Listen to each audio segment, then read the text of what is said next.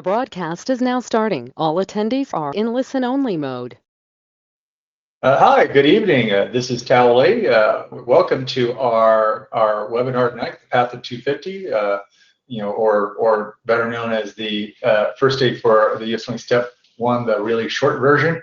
Again, my name is Tal Lee. I am an associate clinical professor of allergy immunology at the University of Louisville, but I'm better known as the series editor for the first aid for the USMLE series, as well as the Chief Education Officer for USMLE-Rx and ScholarRx. So that includes our question banks, our videos, digital flashcards, RX Coach, and RX Bricks. We have some wonderful folks tonight that will be with us, so who will be answering your questions in the Q&A box. So first up, I want to introduce Sean Nanji. Want to say hello? Yeah, hello, Dr. Lee. Thanks for the intro. My name is Sean. I've been with RX Coach for over 2 years now. Looking forward to answering your questions and excited to be here as always. Great, fantastic. We also have another outstanding RX Coach with us, Paras. Hi, Dr. Lee. Hey, guys. My name is Paras. I am also a RX Coach with USMLE-Rx. I'm a current dermatology resident here in Dallas, Texas. And I'm happy to be helping to answer questions tonight that are posed in the question box. Absolutely. So again, as we go through our discussion tonight, if you have a question about preparing for the USMLE, or something related, feel free to drop it in. Again, these are two of our most accomplished coaches, and they're also available, for consultation as well too. Especially if you have an interest in longer-term support, tutoring, and so forth. We'll talk a little bit about that towards the end. We are here to help you. All right. So, this is the first word that is in first aid, which is relax. And this is really just a reminder for us to keep the long view in mind when we're preparing for the USMLE. This is a challenging exam. It is difficult, and so it does require that you really think ahead. And so that's really the key word for tonight's session. So in the next hour or so, we will be covering the basics, defining your goals, some USMLE updates. Things have been changing quite a bit with the exam over the past year, so just want to make sure everybody's up to date. Timelines for studying, approaching subjects, choosing resources, other general advice, more about RX Coach, and what Paras and Sean are doing, and other RX updates, as well as a raffle and special offer. Louise will be doing a special drawing for us towards the very end of tonight's webinar. You need to be present to win, or you need to be present at the time she draws your name, and then which is towards the very end of this. To win a special package that includes RX 360, so that's our question bank, videos and flashcards and bricks, as well as some RX coaching from our outstanding tutors. And then we'll have some time at the very end for some open Q&A. All right, first of all, I'm going to start off with a couple of questions. Just this will take a minute or two, but I want to know who you are. So you should be seeing, the question pop up on your screen. Go ahead and answer. Want to know who you are tonight, and so we know a little bit about perhaps what your needs are as well. So we'll leave it up for a couple of seconds, or I'm sorry, about 30 seconds. So it takes a bit for all the data to tabulate in, given that there are a number of folks out there. We're about, I think, well, once we get to about 2/3, then I'll close and share the data, and we are there. So I'm going to share it, and we can see that majority of folks are international micrograduates that were born outside the United States. We have a fair number also IMGs that come from the United States, and then a number of US and allopathic medical students. So welcome everybody. And then I have another question to ask, which is, when do you plan to take the USMLE? So I'm going to launch this question, and go ahead and provide a response here. And is it really soon or sometime later? And again, we'll give. This is actually an important question, so we'll give a full 30 seconds for folks to tally or tabulate a response here. Looks like about a quarter of you have answered. Results are rolling in. All right, close to half have answered. Keep it coming. And all right, 2/3 have answered, so that's plenty of data. Let me go ahead and close the poll and share the result. And what you see is that it's a big spread, right? Some of you folks are taking it this fall in December, and but there is a chunk that's taking it after January, after the USMLE goes past fail for step 1, and a good chunk of you folks haven't really decided yet. So that's actually pretty interesting. All right, so that's good information. All right, I'm going to minimize the poll and get back to the presentation. All right, so so with regards to the USMLE Step 1 itself, most of you know that this is a one-day exam, and it's down to 280 questions in 7 one-hour blocks. That's 40 questions per block, and there's a minimum of 45 minutes of break time. And you can see over here there's a schematic, for the exam. The initial block here is the orientation block, and then somewhere in the road you'll get a snack. Now you're actually given 15 minutes for that orientation block, but the key thing is you can actually do this block at home, right? When you go to usmle.org and download the software and install it on your computer, it pretty much is the same thing. So if you do that at home and at the Prometric Test Center, you just go into use it to adjust your headphones and whatnot, then you can actually save close to 15 minutes, which adds to your break time, right? So keep that in mind. That's a nice trick to get more extra time for lunch or bathroom breaks. All right. So on the USMLE, they basically focus on single best answer questions. Now there are variations of that. Most of the questions are case based. Some of them have some multimedia, but not a ton. The vast majority of the exam is case-based or problem-based. So it'll have some sort of clinical vignette or some sort of case story that you have to work through. And about half the questions have multi-step reasoning. And so what does multi-step or step questions mean? You might have heard of that concept before. What it really means is that they integrate multiple related steps that you need to solve to get to the answer. So here's an example here, right, of a typical multi-step question. A 32-year-old Caucasian woman presents with a 5-day history of occasional double vision and bilateral ptosis. What is the most appropriate diagnostic test, right? And so when you first look at this case of STEM, the first question that obviously enters your mind is, well, what's the diagnosis? But of course, you can tell that's not what they're asking. They're asking what is the most appropriate diagnostic test. But to actually come up with the answer to that, you need to have obviously a clinical suspicion of what's going on, right? So again, this woman, younger person, with the occasional double vision and particularly the bilateral ptosis, makes you think of conditions like myasthenia gravis. You can think of multiple sclerosis, but there's a tendency to have more unilateral findings. There's somewhat of a higher propensity in African American populations, but it can certainly occur in white women as well too. And so again, if you're thinking that this is myasthenia gravis, then what is the most appropriate diagnostic test? In the United States, it would be acetylcholinesterase receptor antibody assays.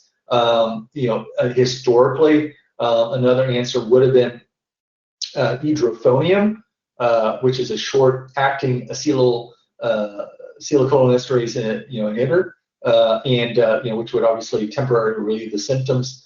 And so that's a typical presentation, excuse me, for a 2-step question.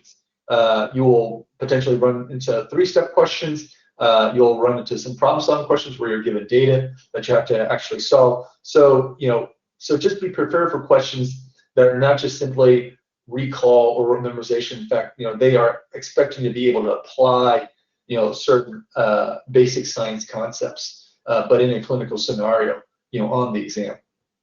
All right. This is the the interface. It's quite straightforward. You can see here in the middle, you've got the case, it's otherwise known as the STEM, and then the question. In this case, is which of the following is the most likely diagnosis? So that's also known as the lead-in. You have your your question choices. It's minimum 4. Most of the time it's 5. Sometimes you get 6, occasionally 7 choices. And about 15 to 20% of the time you will be presented with some sort of visual information, like in this particular case, in histopath, could be cross-sectional imaging, gross path, or some other clinical data. You got your navigation on the top and on the side. You got the all-important timer at the bottom left. You can lock your exam if you need to go use the restroom or take a break, but just keep in mind that the timer keeps going. And then there is the you can end the block when you're done. Either ends when you run out of time in the block, or if you or you're done with your questions. Now, just keep in mind that once you exit, you cannot go back and change any of the answers to your question. Also, if there's any time left in your block, then that also gets dumped into the rest of your day timer. So you might be able to build extra break time. All right. All right. So let's talk about a score and passing. Of course, this is going to change in about 6-7 months. But for now, passing is 194 on the 3-digit scale, with the mean being around 229, 230. Standard deviation is approximately 20. And for U.S. medical students, including osteopathic students, almost everyone passes on the first try, and just about everyone passes eventually. For IMGs, the pass rate is around 80% on the first try, but eventually it gets in the 90s by the 3rd try. The USMLE, if you go to the USMLE.org website, they do publish the percentiles in a table. We've graphed it out here, so you notice that there's an S-curve when you graph out the step 1 score versus the actual percentile, and as you can see, 230 is where you get around eventually approximately 50%, and then it flattens out at roughly 270, 275, with regards to getting beyond 99th percentile. In first aid, we talk about defining goals. We try to keep it simple.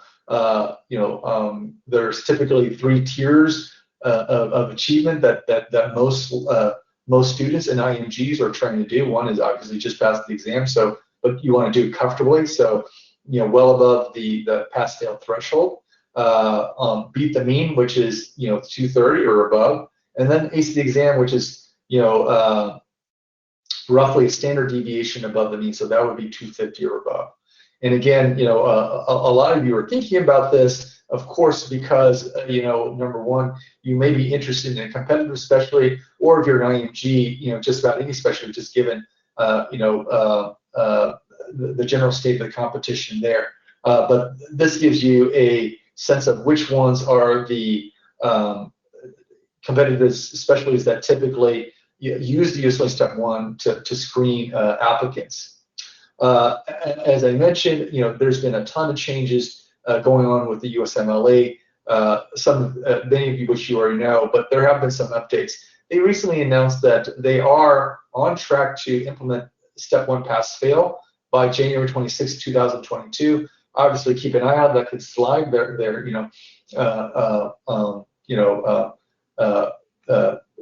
Things have been known to move before. The key thing, and we get this question all the time, if you do take your Step 1 before the change, the USMLE will continue to report your 3-digit score on the transcript, even after the pass-fail. For the osteopathic students here, they will, pass-fail will also be coming next year, but later on. And most folks are already aware that the USMLE Step 2 CS has been discontinued. With regards to what's happening with the content blueprint in terms of what they're assessing, you should be well aware, of course, that the Step 1 added communications items last fall, and it is a big chunk of the exam. And on the Step 2 CK, they've moved items regarding assessment, basic practice, patient safety, legal, ethical, issues, and professional. There's still some in Step 1, but they moved a lot of this to Step 2 CK. And again, with regards to communications and ethics, we have this here, so do check it out. We have well over 100 items that you can try out, with regards to those types of challenging patient communications and ethical situations. Pharmacology has also been in flux on the Step 1. The key thing is that while they'll continue to focus on drug mechanisms, they're placing a lot less emphasis on pharmacotherapy. So in other words, you won't generally have to identify specific medications for a specific condition, but a lot of times you still kind of need it or super helpful, because that helps triangulate on mechanisms and adverse events or adverse effects that are often still tested on the USMLE Step 1. All right, great. So so that's a quick review of the changes happening to the USMLE. As I mentioned earlier, there obviously is a connection between USMLE outcomes and where where people match up. So this is looking at the median Step 1 scores for U.S. medical students that match in their preferred specialty. And you can see as you get over here on the side where there are higher median scores, this is a couple of years old now, you can see that this is more tightly associated with those very competitive specialties like diagnostic radiology, orthopedic surgery, otolaryngology, and so forth. But if you're interested in something like internal medicine, which is what I did, or pediatrics, which is what my wife did, as long as you're in the middle, you should be just fine. Though again, the other thing is that if you are applying for a very competitive program like it's Duke University or Massachusetts General or whatever, even if it's a bigger specialty, you still want a higher score. All right, this is some old data, but I showed this so that historically in the past for U.S. medical students, even if you did very poorly on the USMLE, including failing, as long as you eventually passed, your probability of matching into your preferred specialty, as long as it's not super competitive, is pretty high, right? You see, 90% probability for scores that were in the 180s initially, and so forth. Now, obviously, this is many years ago, so the pass-fail had moved.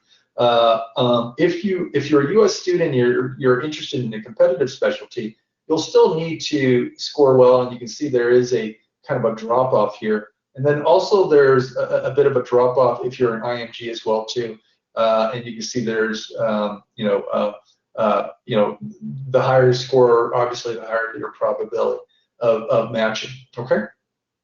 All right. So I'm going to pause here. I give you a major data dump.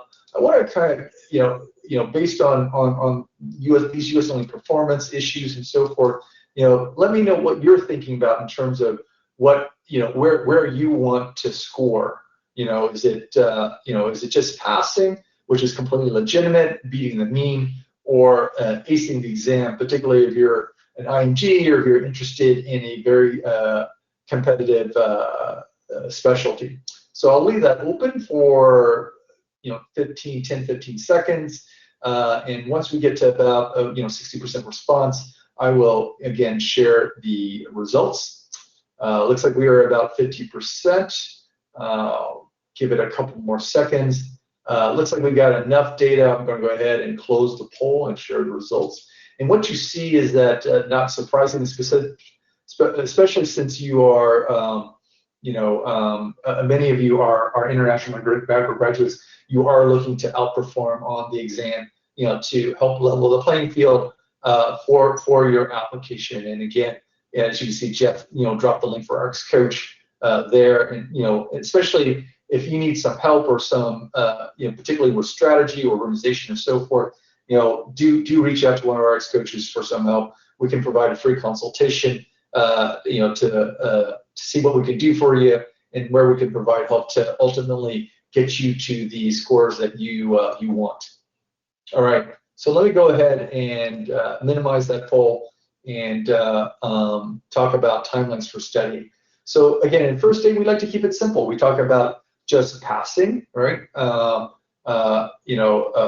Which depending if you're US or IMG, can be less time of dedicated studying. It can still be several months, but it tends to be more geared around first aid, as a framework for your studying crammable subjects and doing review questions on at least a couple of question banks.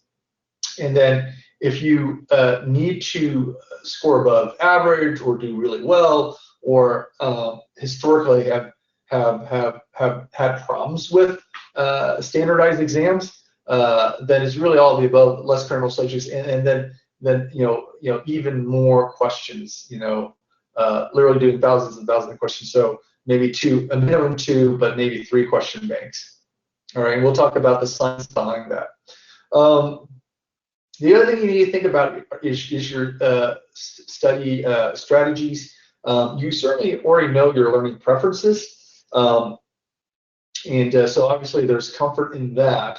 But you also need to be aware of the structure and characteristics of subjects. So, for example, bugs and drugs, often because of the repetitive relationship between a lot of the different concepts, can be studied as tables and flashcards, and whereas physiology is often about diagrams and really thinking the relationships between hormones and their glands and where they're coming from. You need to also understand the strengths and weaknesses of your curriculum, so you can decide what type of external resources you might need to tap before you sit down for the step 1. And certainly you need to think about how much you can commit to each subject or system. Big broad subjects like general pathology or pathology across organ systems, you're going to obviously spend a lot of time, so you'll be able to do different types of tracks and strategies, whereas neuroanatomy may be a day or two of dedicated studying and then on and off questions, and so you'll be doing less things there, right? All right, so that's some consideration for prep and study strategies. Now we're going to spend 5 to 10 minutes talking through some of the high yield concepts that shows up on the exam by discipline. A couple of caveats. Don't worry about taking too many screenshots and slides. These slides are available at our blog, first18.com. I'll show you where that is later. And as you go through it, there are 2 or 3 key themes that resonate across all these disciplines and therefore the organ systems.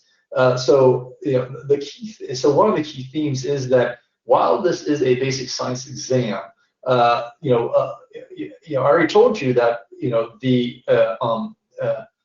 almost all the scenarios are clinically based, and these are realistic scenarios for the most part. Some of them may be a little goofy or a little atypical, but for the most part they are clinical scenarios, and so you still need to understand the clinical relevance is what's going on. So if it's anatomy, if it's biochemistry, whatever, you have to think about how does it relate or gets applied in the context of human health and human disease, right? And human pathology, right? The other thing is that things that show visually on the exam tend to be clinical as well too. So you're not going to be seeing cross-sectional cadavers or cadaveric anatomy.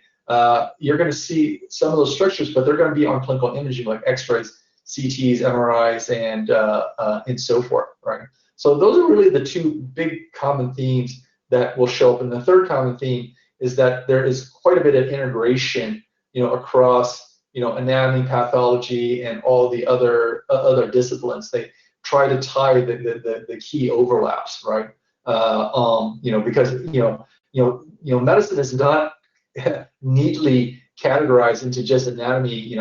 Disease doesn't go that way. It doesn't respect those rules, right? So there can be genetic components to a clinical condition, or there could be some biochemistry concepts tied to pharmacology. So think about all the relevant integrations. All right.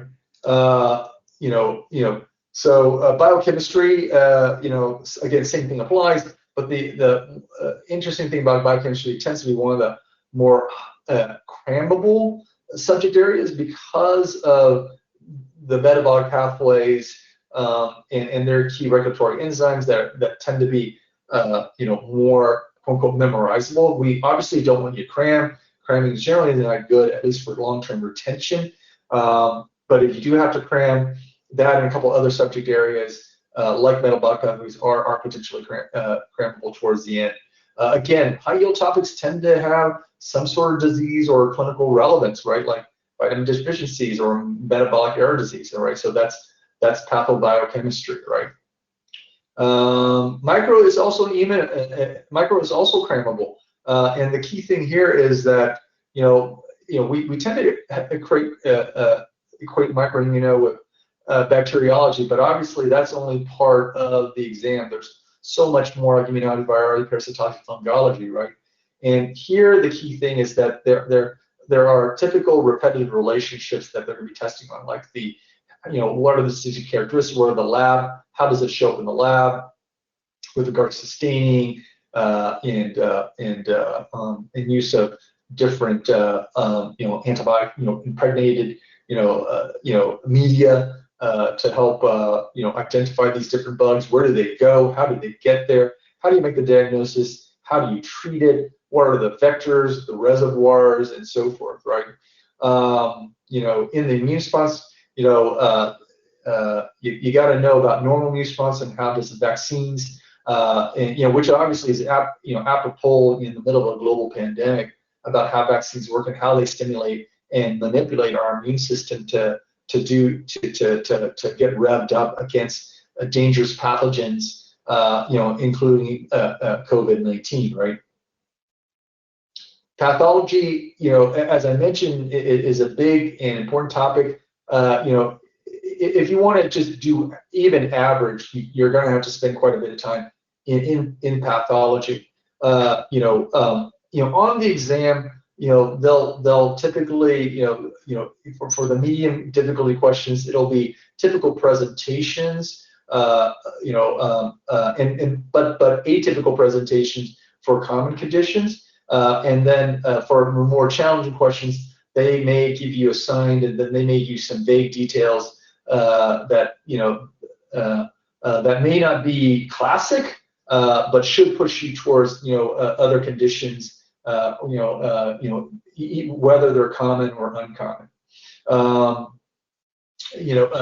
They can sometimes provide clues in the age, sex, and ethnicity, and so forth. But make sure you got to look at all the details, because sometimes they'll give you details that are either irrelevant or occasionally make you think of other things, even though they're trying not to purposely trick you. There are in first aid we use buzzwords and mnemonics and so forth, so you're aware of the classic associations. But remember, on the USMLE, they'll give you descriptions that are not classic. Either it's atypical presentation, or it is, even if it's a typical presentation, they will use very neutral language. They will avoid buzzwords. Like, for example, they're not going to be talking about current sputum for the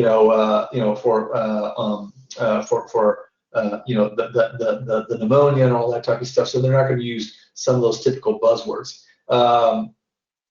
When it comes to path, imaging and so forth, and multimedia, it turns out the majority of the time you can actually make answer the question without the clinical image. And so just read through the, there is a 7-step process that our RX coaches will teach you to use if you work with them.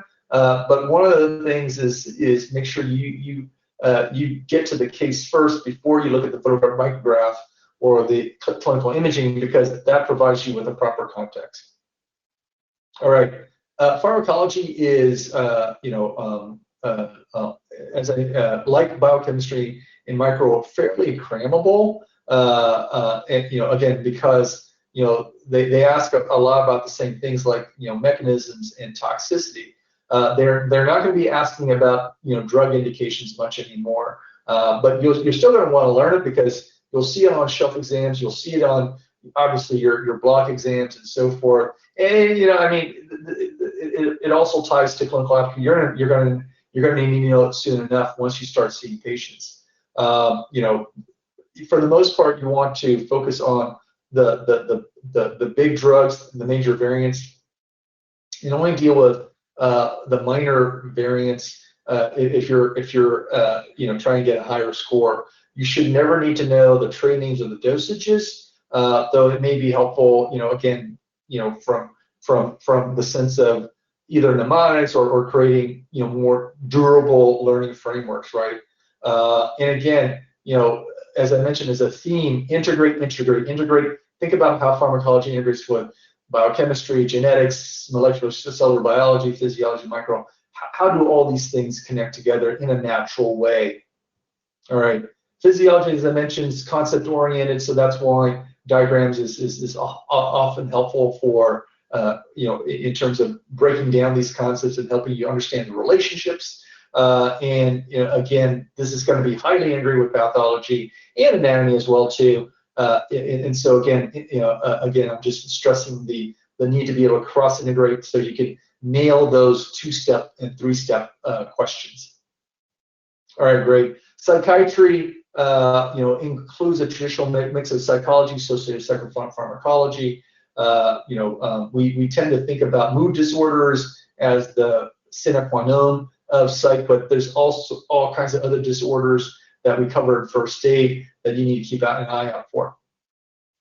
Public health, right? As I mentioned, some of these things are actually, biostats will stay here, epidemiology will stay, but some of these other things, they're still tested, but some of this, including more complex ethics, law, healthcare, and so forth, home improvement, it's moving more towards a step 2 CK. I mentioned patient communications interactions that have some ethical, perspectives to them, is what they added, and then that's what you're going to really, have to drill in. And like I said, we have well over 100, patient communications with these ethical scenarios that you can practice on, in QMAX.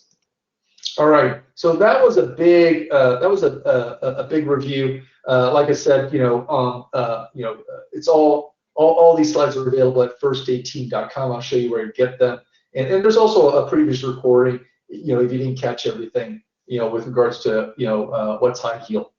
Now we're going to shift gears a little bit and talk about resources. So, there's all kinds of resources out there. There are text resources, QBanks, digital resources, self-test, review courses, all kinds of apps out there, for flashcards and videos and stuff like that. So, picking and choosing can be a major challenge. So what are you going to do? Well, there's a couple of things to think about. We do have in the back of first aid our resource reviews. It's in section 4. We provide a short version there, and if you go to our blog at firstaidteam.com, we have the full ratings. So you don't even have to buy first aid to get it. So this is a public service, so do check it out. Once you decide what you want to use, go ahead and use it early. A lot of these resources are very useful to use alongside your classes, maybe even the clinics and so forth. Try not to overbuy. It's so easy to overwhelm yourself with so many resources that you can't get through the whole thing, and then all you do is create more stress and panic for yourself. And then just realize that not everything is great for everything, right? So something that's more like the visual, mnemonic type stuff may be good for one type of subject, but not great for another. All right, great. So that's a bit about review resources. So I want to ask you all about what kind of resources that you are currently using or planning to use. So this is a question where it could be none of the above or all of the above. So I'm going to launch this. give a couple seconds to think about it. Check off 1, 2, 3, or all of these, and I'll share the responses in just a bit. This will take a little longer because there's more data that's collating, so I'll leave this open longer. But again,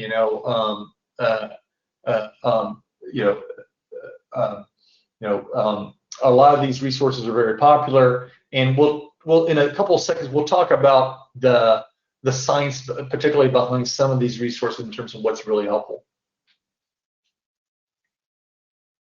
All right, about half of you have voted. I'll keep it open for another 5 seconds or so. I think we're at around 60%. That looks pretty good. I'll go ahead and close the poll and share the results here.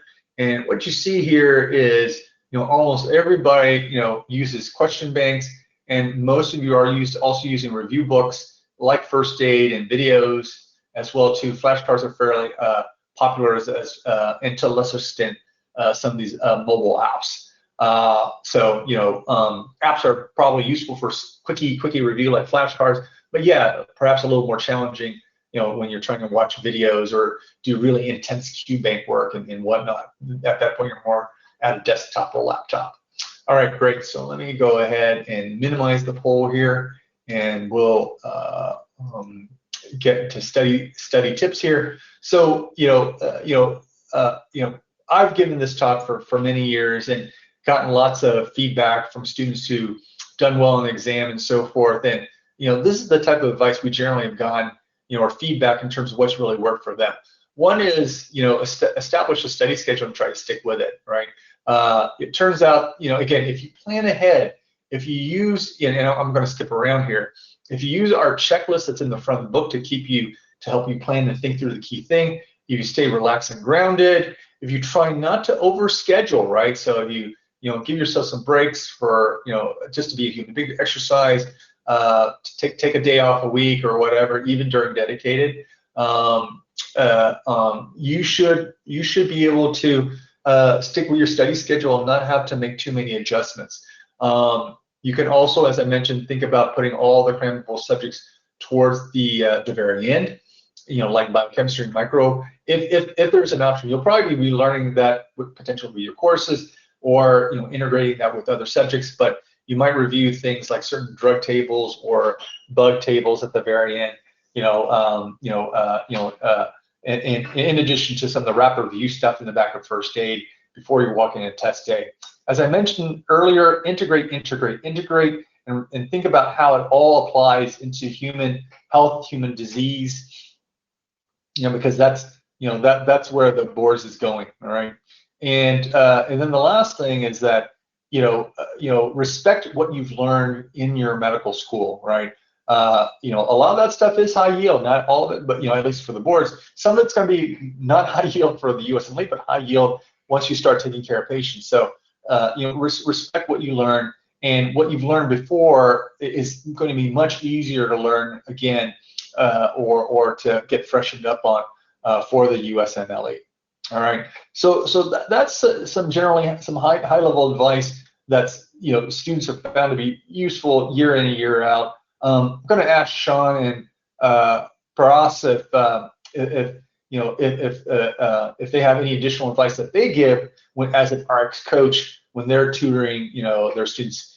So do you guys have any additional thoughts, or when you're talking to students? Yeah, actually, Dr. Lee, I've got 2 points, both of which we've seen recently, one of which we've seen more of recently.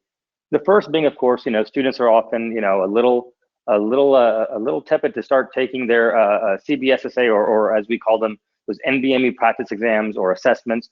Remember that these assessments are tools. We're not looking at the score. You shouldn't be paying attention too much to the score, but you can actually look at your areas of strengths and weaknesses to help guide your study. So that's the first thing. The second thing is, we have a lot of students that come, and generally speaking, medical students get very stressed out. They get anxious, they get nervous, and they start doubting themselves. And the one thing we always tell them is look at how far you've already come, right? You did elementary school, middle school, high school. You probably did college, or you went straight to medical school. Then you went to med school. Maybe you did a post-bac program before that. Maybe you did a master's program. But you've already come so far. You're almost there. So realize how far you've come and how little you have left to do. stay positive and get through it, because if everybody else can do it, so can you. And we're here to help you in any way we can.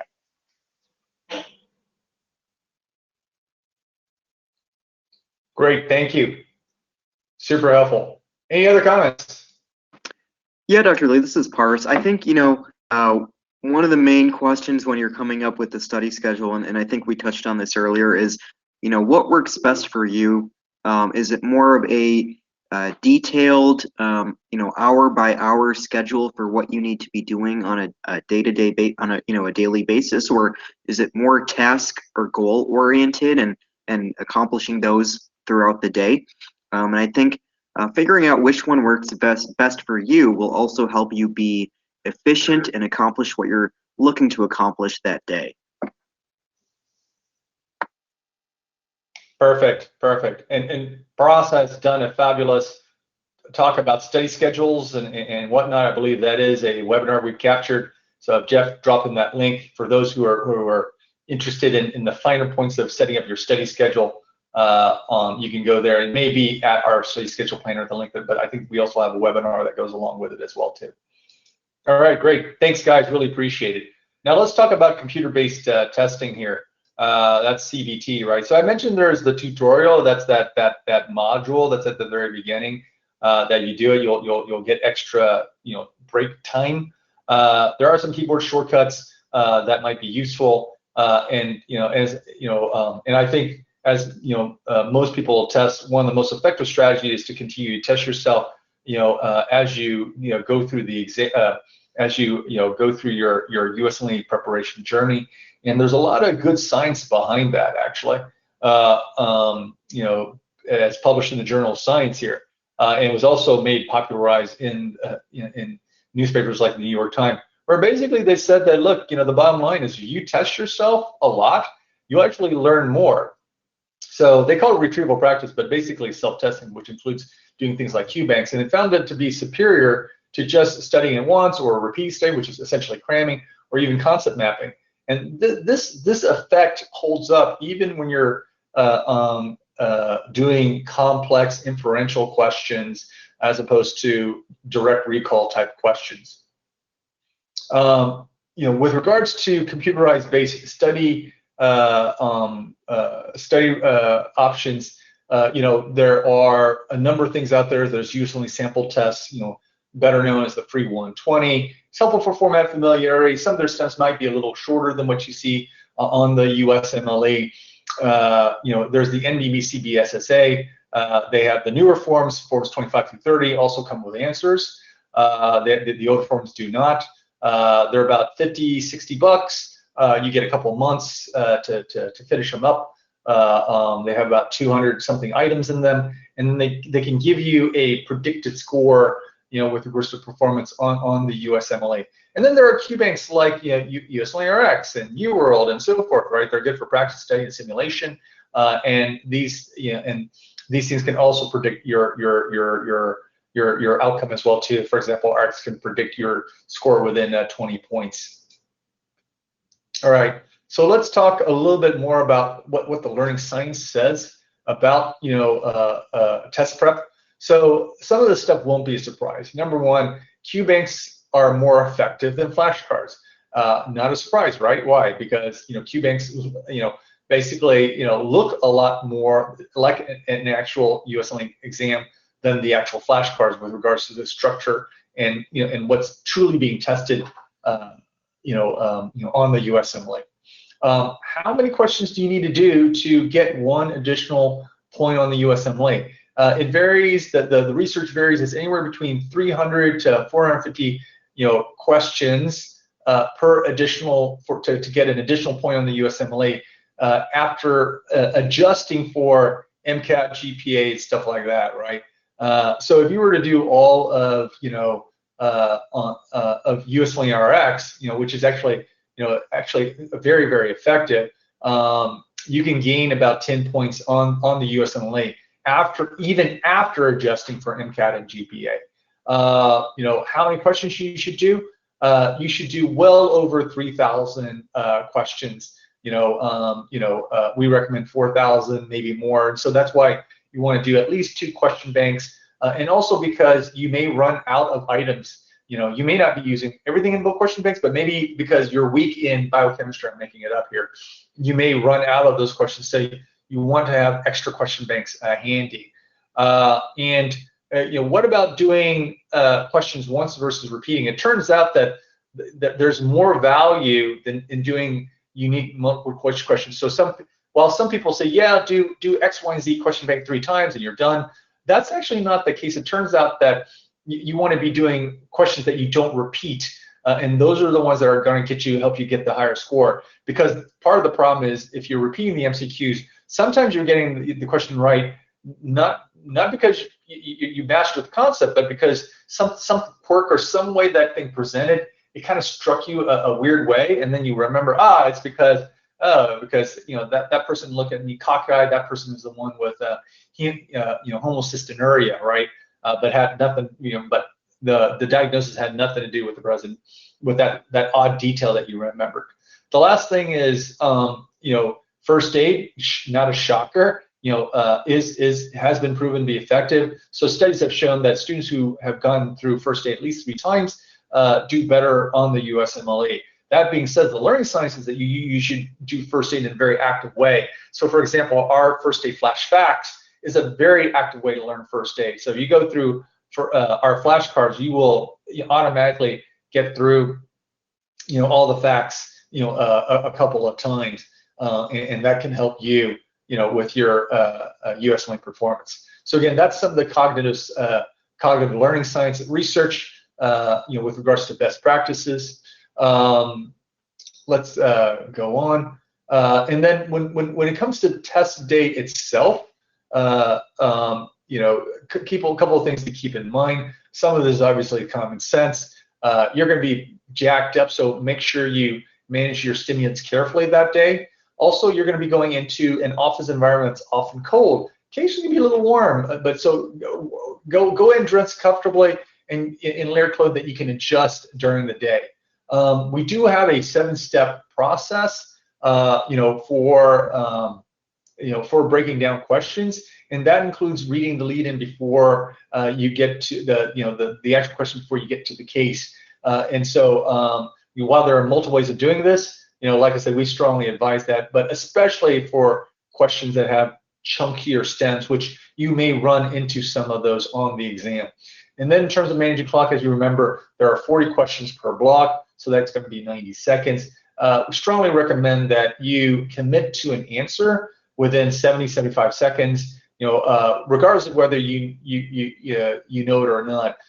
If you think it's solvable, you got it down to 2, maybe 3 choices. You can still mark it and come back and and try to solve it later, because you'll have, hopefully, if you commit to at least a preliminary answer, you'll have 10, maybe 12 minutes to come back on those tougher questions. Just make sure it's probably no more than 10, because you won't have that much time, to take a second pass. We talked about taking breaks and so forth, for light lunches and snacks. You just have to figure out what works best for you. In USMLE-Rx, you can create a full day simulation. We do have 2 self-assessment, but you can also create a full day simulation, just taking the items in there. It's a nice feature that's not really available anywhere else, and that allows you to kind of gauge where your energy level is, so you can plan your breaks.